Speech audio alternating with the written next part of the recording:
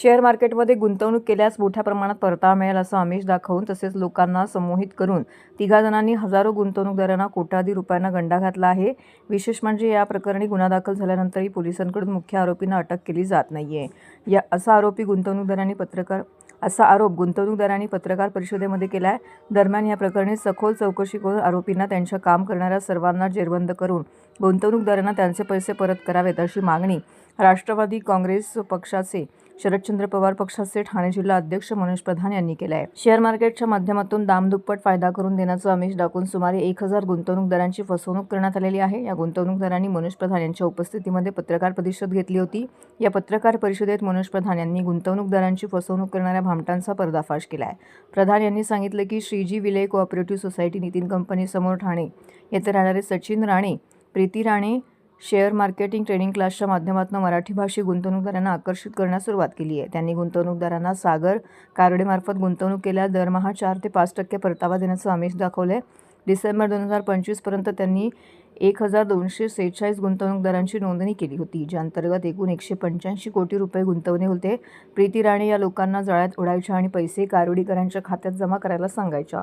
विश्वास संपादन करण्यासाठी कारवडेकरांसोबत एक सामंजस्य करार करण्यात आला होता, ज्यावर सचिन राणे यांनी मार्गदर्शक म्हणून स्वाक्षरी केली होती। ज्या खात्यात गुंतवणूकदारांनी पैसे जमा केले होते त्या खात्यातून राणे कुटुंबियांचे नातेवाईक, ज्यात त्याचे आईवडील, भाऊ बहीण यांचा समावेश आहे, यांना कोट्यावधी रुपयांची रक्कम मिळाली आहे आणि या सर्वांना सह आरोपी करावे अशी मागणी या पत्रकार परिषदेअंतर्गत केलेली आहे। ठाणे आर्थिक गुन्हे शाखेने 25 फेब्रुवारी 2026 रोजी सचिन राणे, सागर कारवडेकर यांच्याविरुद्ध FIR दाखल केला आहे।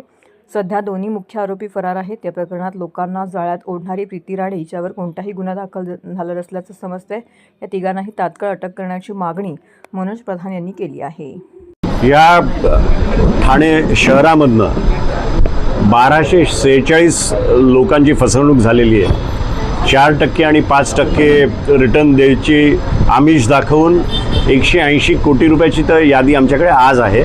180 कोटी रुपये घेण्यात आलेले आहेत आणि राणेची EOWला एवढीच मागणी आहे की FIR लॉन्च झालेला आहे तर लवकरात लवकर त्यांना अटक व्हावी आणि त्यांचे असेट्स फ्रीज करून लवकरात लवकर कसे लिक्विडेट होतील ते बघून आपले लोकांचे पैसे त्यांना लवकरात लवकर परत मिळावे।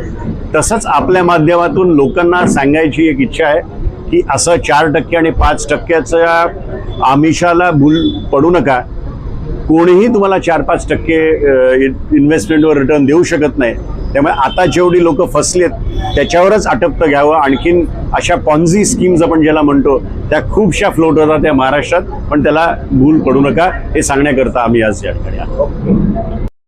डॉक्टर स्वाती, मी अंधेरीला राहते। माझ्या सासू सासऱ्यांची एका स्कीममध्ये त्यांनी इन्व्हेस्टमेंट केली होती, पण त्यांची खूपच मोठी फसवणूक झाली आणि नंतर आम्हाला कळलं की ती स्कीम खूप व्यापक स्वरूप आहे त्या फसवणुकीचं। टोटल 1200 लोक इन्व्हॉल्ड आहेत आणि 180 करोडचा घोटाळा आहे अशा। आणि ह्यातले सगळे जे फसलेले लोक आहेत हे 90% पेक्षा जास्त महाराष्ट्रीयन लोक, वयोवृद्ध लोक याच्यामध्ये फसलेले आहेत। तर आमची याच्यामधून एवढीच इच्छा आहे की आम्ही फसले आहोत, आणखी कोणी फसायला नको। दुसरी गोष्ट, पोलिसनी लवकरात लवकर ऍक्शन घेतली पाहिजे। जे मास्टर माइंड आहे प्रीती राणे, जी या सगळ्याची जबाबदार आहे, सूत्रधार आहे, तिच्यावरती ऍक्शन अजून झालेलीच नाही आहे, तिच्यावरती केस पण झालेली नाही आहे। तर तिला लवकरात लवकर तिच्यावरती गुन्हा दाखल व्हावा आणि लवकरात लवकर सागर राणे आणि सागर कारवडेकर आणि सचिन राणे, जे आणखी 2 यातले इन्व्हॉल्ड लोक आहेत, जे आरोपी आहेत, त्या लवकरात लवकर यांना पकडून पुढची कारवाई सुरू व्हावी, सो दॅट जे हे फसलेले दुर्बल लोक आहेत त्यांना लवकरात लवकर न्याय मिळेल।